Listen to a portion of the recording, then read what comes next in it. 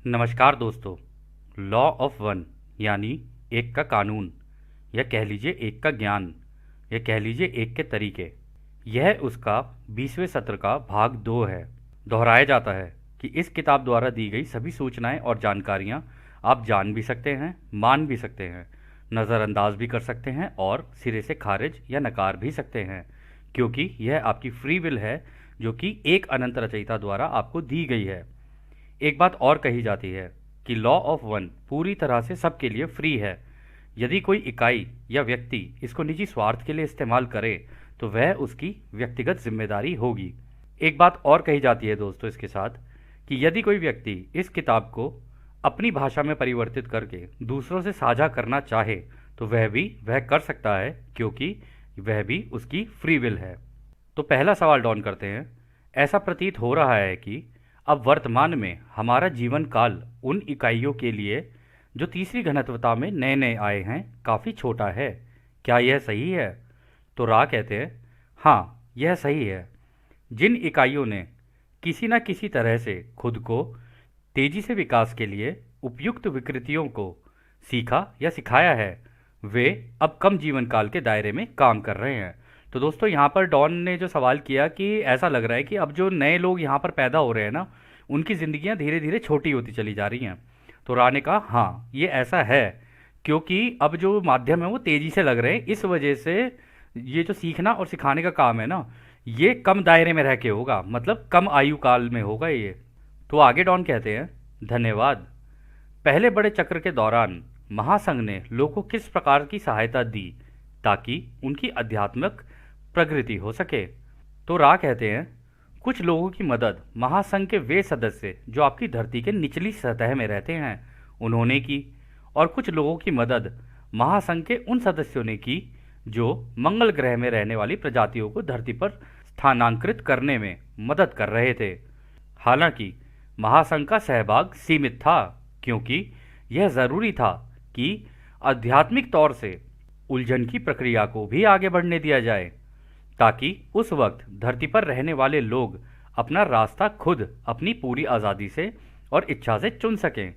अक्सर ऐसा होता है कि एक तीसरी घनत्वता के ग्रह का चक्र कुछ इस तरह से हो कि बाहर से मदद की ज़रूरत ही ना पड़े और लोग खुद ही अपने सीखने और सिखाने के लक्ष्य के दिशा में खुद ही काम करें। तो दोस्तों यहाँ पर डॉन ने कहा कि जो पहली साइकिल थी, यानी पहली जो 25,000 साल की साइकिल थी, उसमें ये महासंघ जो है कन्फेडरेशन ने किस तरीके से मदद की लोगों की। तो रा ने कहा देखो, कुछ तो मदद उन लोगों ने की जो हमारी धरती की सतह के नीचे रहते हैं। रा ने पहले ही बताया था कि उधर से ओराइन समूह ने भी और इधर से इन्होंने भी अपने अपने बेसिस बना रखे हैं धरती के नीचे ही। ठीक है, तो कुछ तो उन्होंने की। जब यहाँ से लोग मेडिटेशन कर रहे थे तो वो उनको इन्फॉर्मेशन दिए चले जा रहे थे उनकी मेडिटेशन के अंदर।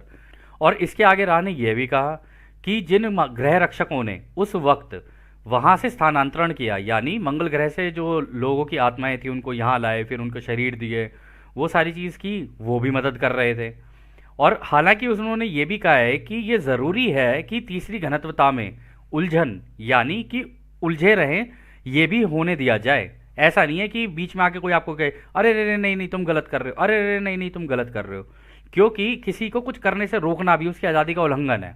तो उन्होंने ये भी होने दिया कि ठीक है, जैसे भी सीख रहे हैं सीखने दो, अभी ज़रा इनको जितना भी सीखेंगे अपनी आज़ादी का इस्तेमाल करके अपनी इच्छा से जो चुनेंगे उससे इनका डिसीजन हो जाएगा कि भाई ये उस दिशा में जाएंगे, मतलब 95 और 5% वाली में, या 91 और 49% वाली में, यानी कि दूसरों की सेवा या खुद की सेवा, दोनों में से किसी एक रास्ते पर।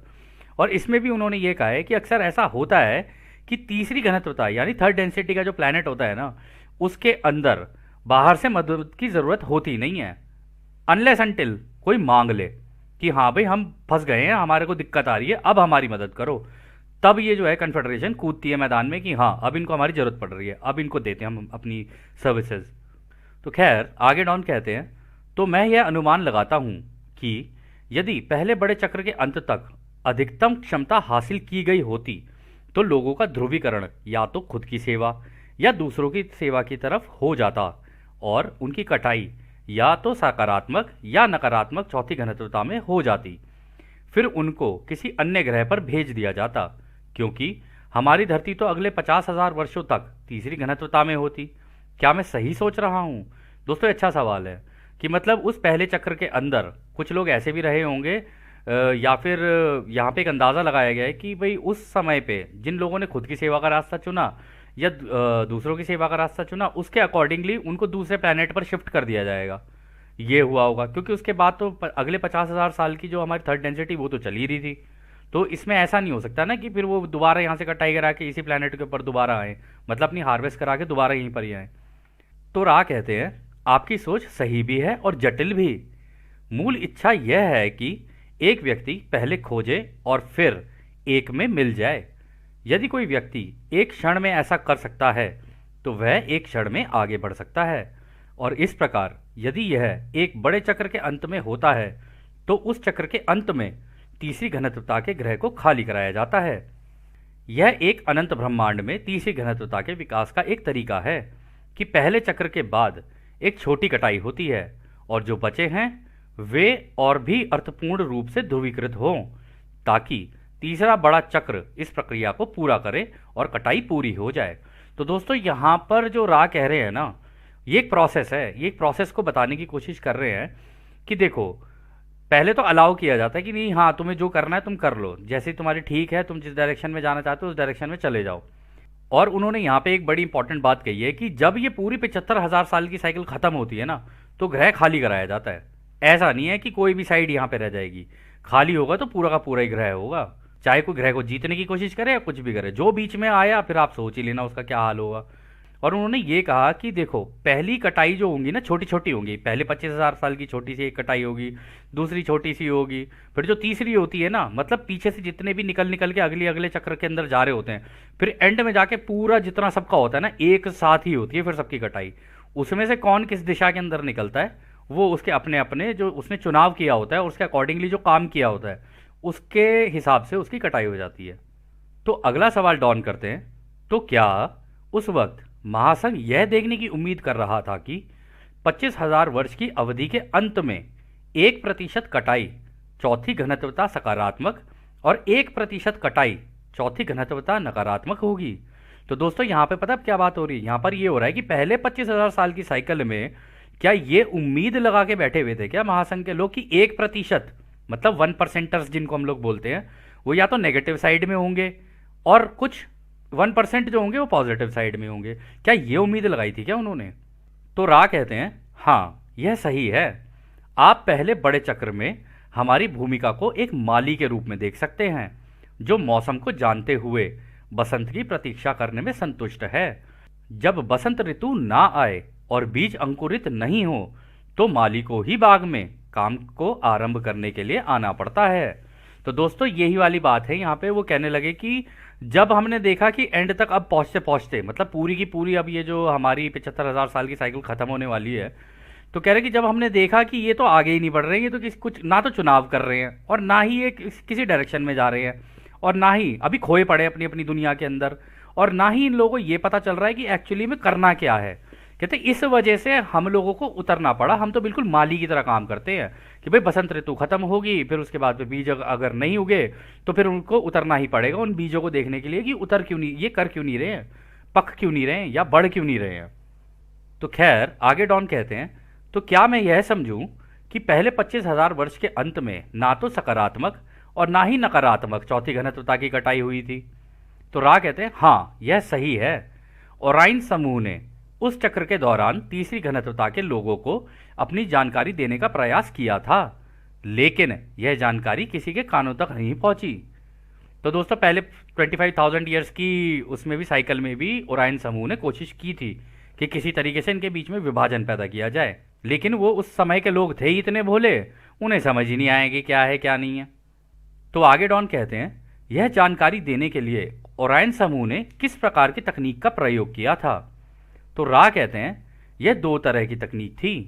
पहली सोच की प्रक्रिया जिसे आप टेलीपैथी कहते हैं, दूसरी शक्ति प्रदर्शन के लिए कुछ पत्थरों की व्यवस्था मूर्तियों और चट्टान संरचनाओं के रूप में आपके पैसिफिक क्षेत्रों में और कुछ हद तक मध्य अमेरिकी क्षेत्रों में है। तो दोस्तों यहाँ पर जो रा कह रहे हैं ना, इन्होंने करने की क्या कोशिश की थी, इन्होंने जब लोग दिमाग में देखो सोच तो सभी के चल रही होती है, ठीक है, तो टेलीपैथी के द्वारा या तो उनके दिमाग में डालने की कोशिश की, या अपना शक्ति प्रदर्शन इस तरीके से दिखाया कि उन्होंने बड़ी बड़ी मूर्तियां और ये सारी चीज़ें बना के उनको अचानक से दे दी। अब लोगों लोगों ने, उस ज़माने के लोग वही ऐसे भोले किया करते थे कि उनको लगा देख के कि अरे ये भी कोई भगवान का कोई चमत्कार होगा। तो उस वजह से लोगों के कान पे पड़ी नहीं ये बात, क्योंकि भगवान में आस्था बहुत थी और सारे ही जानते थे कि वो एक है। ये एक का कॉन्सेप्ट वहीं से चल रहा है तब से, ऐसा नहीं है ये कुछ नई चीज़ है, तब से चला आ रहा है। तो वो आप बोल रहे हैं ना कि आपके पैसिफिक क्षेत्रों में, मतलब जो पैसिफिक ओशन है उसके क्षेत्रों में, वहाँ पर अमेरिका के, मध्य अमेरिकी क्षेत्रों में कुछ इस तरीके के उन लोगों ने लगाए हैं।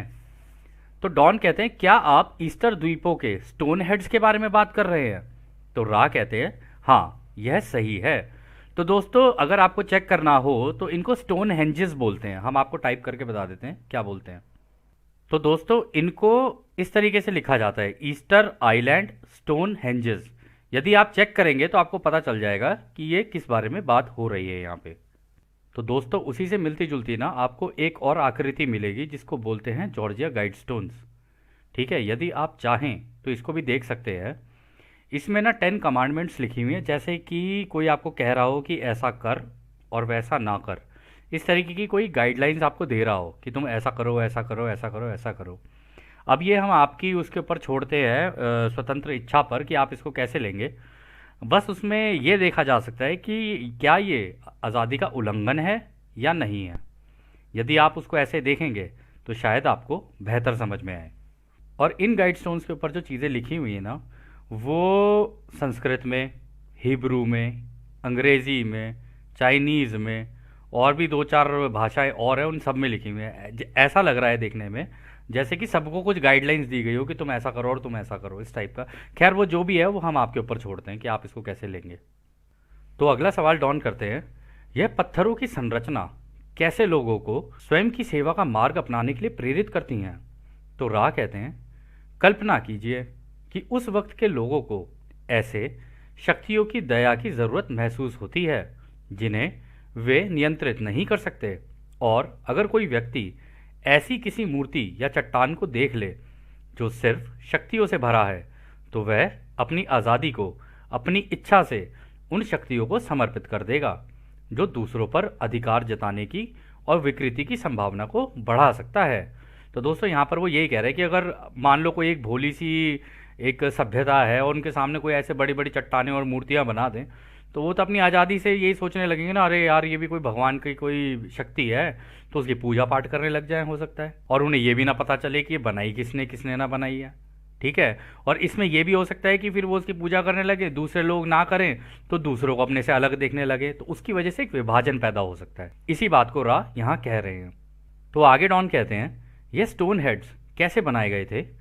तो रा कहते हैं, इनका निर्माण गहरे मन की जड़ को स्कैन करने के बाद विचार द्वारा किया गया था, जिससे इन छवियों को देखने में दर्शकों में एक श्रद्धा युक्त डर का अनुभव हो। तो दोस्तों वो ये कह रहे हैं ना, मन की जड़ को स्कैन करने के बाद मतलब वहाँ के लोगों को पहले दिमाग को पड़ा कि ये तो भोले हैं, इनको हल्का सा भी कुछ करेंगे ना तो ये तो डर जाएंगे, और डर जाएंगे तो विभाजन होगा ही होगा, क्योंकि डर ही एक ऐसा कारण होता है जिसकी वजह से विभाजन होता है। अगर डर ना हो ना तो कोई विभाजन हो ही नहीं सकता। प्रेम हो तो विभाजन होगा ही नहीं कभी भी। डर ही वो एक तरीका है जिससे विभाजन किया जा सके।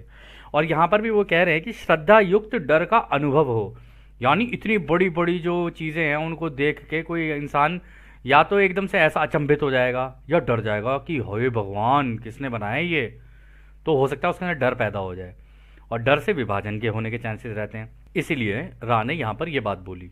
तो आगे डॉन कहते हैं, अच्छा तो क्या ओरायन समूह ने यह मूर्तियाँ और चट्टानें खुद बनाई थी? क्या वह हमारी धरती पर भौतिक रूप से उतरे थे, या उन्होंने इसका निर्माण मन की शक्तियों से किया था, या फिर धरती पर ही किसी व्यक्ति से विचारों द्वारा करवाया था? तो रा कहते हैं, इनमें से लगभग सभी संरचनाओं का निर्माण विचार द्वारा दूरी पर किया गया था, और बाद के समय में आपके ही धरती के कुछ लोगों द्वारा मूल निर्माणों की नकल में बहुत कम बनाए गए थे। तो दोस्तों इसमें हुआ पता है क्या, पहले तो ओरायन समूह ने अपनी टेक्नोलॉजी का इस्तेमाल करके कहीं दूर बनाया, ठीक है, दूर बनाया, दूर बना के फिर वहाँ से ला के वहाँ रख दिए, ठीक है। अब जब वहाँ रख दिए तो उसके बाद लोगों ने उनको देखना शुरू किया, तो उनकी कलाकृतियां देख देख के लोग नकल करने लगे कि हम भी ऐसा कुछ बना के देखते हैं, हम भी ऐसा कुछ बना के देखते हैं। तो वो तो हमारी प्रवृत्ति तो है ही हमारी इंसानों की कि हम जब दूसरे को देखते हैं ना कि ये ऐसे कर रहा है, तो हम भी वैसे ही करने लग जाते हैं। इसको अंग्रेजी में बोलते हैं मंकी सी मंकी डू। तो मतलब वो नकलची बंदर की कहानी आपने बचपन में सुनी होगी ना, तो कुछ वैसे ही समझ लीजिए इसको। तो खैर, आगे डॉन कहते हैं, ओरायन समूह के वे लोग कौन सी घनत्वता से थे? तो रा कहते हैं, यह विशेष इकाई चौथी घनत्वता का था, जो प्रेम और समझ की घनत्वता है। अच्छा दोस्तों, आप लोग सोच रहे होंगे कि है तो ये नेगेटिव साइड, लेकिन ये रा यहाँ पे प्रेम और समझता की घनत्वता क्यों बोल रहे हैं? तो आगे डॉन सवाल करते हैं, क्या दोनों सकारात्मक और नकारात्मक चौथाई घनत्वता प्रेम और समझ की है? यानी क्या नेगेटिव और पॉजिटिव दोनों ही ये डेंसिटीज क्या लव और अंडरस्टैंडिंग की हैं? तो रा कहते हैं, हाँ यह सही है। प्रेम और समझ, चाहे वह दूसरों के लिए हो या अपने लिए हो, है तो एक ही।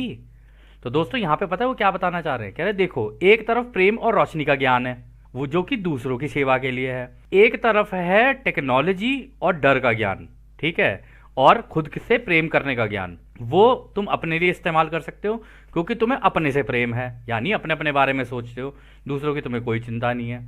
बेसिकली हर चीज़ अपने लाभ के लिए सोचते हो। इस वजह से इन दोनों चीज़ों को राने का ये है दोनों प्रेम ही, लेकिन रास्ते दोनों के अलग अलग हैं। तो आगे डॉन कहते हैं, यह स्टोन हेड्स हमारे समय के अनुसार कब बनाए गए थे? तो रा कहते हैं, यह लगभग 60,000 वर्षों पहले बनाए गए थे।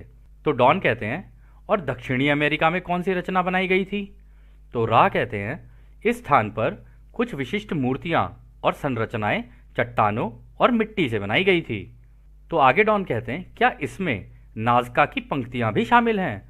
तो दोस्तों इंग्लिश में इनको नाजका लाइंस बोलते हैं। यहाँ पे जो स्पेलिंग लिखी है ना, NAZCA, तो आप चाहें तो इसको चेक कर सकते हैं। तो इसका जवाब रा कहते हैं, हाँ ये नाजका लाइंस भी बनाई गई थी। तो डॉन कहते हैं, लेकिन यह पंक्तियां तो केवल एक ऊंचाई से ही दिखती हैं, तो इसको बनाने का लाभ क्या था? तो रा कहते हैं, यह लाभदायक थी क्योंकि यह शक्ति की ऊर्जा से बनाई गई थी। यानी ये लाभदायक उस जमाने में दिखती थी। अगर आप इसको ऊपर से देखेंगे ना दोस्तों, तो ये देखने में ऐसा लगता है जैसे कोई मकड़ी बनी हो, और कोई भी इसको देखेगा ना अगर, तो वो देख के एक बार को हैरान हो जाएगा कि यार ये क्या चीज़ बनी हुई है। तो डॉन कहते हैं, मैं यहाँ पर थोड़ा उलझन में हूँ। सतह पर चलने वाले किसी व्यक्ति को यह पंक्तियाँ शायद ही समझ में आती हों। वह धरती की सतह पर दरारों के अलावा कुछ भी नहीं देख सकता। हालांकि यदि आप ऊंचाई पर चले जाएं, तो आप एक पैटर्न देख सकते हैं। उस वक्त सतह पर चलने वाले लोगों के लिए यह कैसे फायदेमंद था? तो रा कहते हैं, वर्तमान के समय स्थान के अनुसार यह समझना मुश्किल है। 60,000 वर्ष पूर्व के समय स्थान में यह धरती इस तरह से रचित थी कि यह शक्तिशाली नाजका की पंक्तियां पहाड़ियों की सहूलियत बिंदु से दिखाई देती थीं। तो दोस्तों यहाँ पे राय ये कह रहे हैं कि 60,000 साल पहले ना उधर पहाड़ हुआ करते थे, तो ये नीचे बनी हुई थी, और पहाड़ के टॉप से अगर आप नीचे देखोगे ना तो ये आपको दिखती थी साफ साफ। तो जिन लोगों को उस जमाने में वो पहाड़ के टॉप पे अगर घूमते घूमते चले गए होंगे, उन्होंने देखा होगा, उन्होंने कहा अरे वाह ये क्या चीज़ है, लेकिन उन्हें थोड़ी ना पता था किसने बनाया है, ये तो था कोई कलाकार जो अपनी कलाकारी करके चला गया। तो खैर आगे डॉन बोलते हैं, दूसरे शब्दों में कहा जाए तो उस समय यह पंक्तियां पहाड़ों से दिखती थी। तो रा कहते हैं, यह इस सत्र का आखिरी प्रश्न होगा। उन क्षेत्रों में पहले पहाड़ हुआ करते थे जहां अब संपूर्ण समतलता है, पर जैसे जैसे समय, हवा और मौसम के साथ आगे बढ़ा, वैसे वैसे धरती के इन क्षेत्रों के पहाड़ और आसपास के ग्रामीण इलाकों की प्रकृति काफ़ी हद तक नष्ट हो गई थी। तो दोस्तों हुआ क्या है, जो पहाड़ होते हैं ना, वो हवा से भी कटते हैं, पानी से भी कटते हैं, हवा से भी कटते हैं। तो धीरे धीरे कटते कटते कटते कटते क्या होता है ना, वो मिट्टी में तब्दील हो जाते हैं। और ऐसे आप कभी लद्दाख वगैरह की साइड में कभी घूमने जाओ ना, तो आपको बहुत दिखेंगे ऐसे पहाड़ कटे हुए हैं, हवा नहीं काट रखे हैं, ठीक है, और पानी भी बहा के लाता है, उसे सेडिमेंटेशन का प्रोसेस बोलते हैं, वो भी हो रहा था। तो अब वो पहाड़ और वहाँ के ग्रामीण इलाके हैं, मतलब वहाँ के जो लोग थे वो वहाँ नहीं रहे हैं, लेकिन ये नाजका लाइंस आज भी वहीं पर ही हैं, ऐसी की ऐसी। लेकिन हाँ, उस क्वालिटी की नहीं रह गई हैं, क्योंकि 60,000 साल से लेके अब तक का वक्त बहुत बड़ा समय है ये तो खैर आगे डॉन कहते हैं, हाँ अब समझ में आ रहा है, यह रेखाएं अब केवल धुंधले निशान हैं। तो रा कहते हैं, हाँ यह सही है। तो दोस्तों इस सत्र का अंत अब यहीं पर होता है, और जैसा कि राह हमेशा कहते हैं, अब हम आपको उस एक अनंत रचयिता के प्रेम, उसकी रोशनी, उसकी शक्ति और उसकी शांति में छोड़कर चलते हैं। आदने हमारे भाइयों, आदने वासु। धन्यवाद।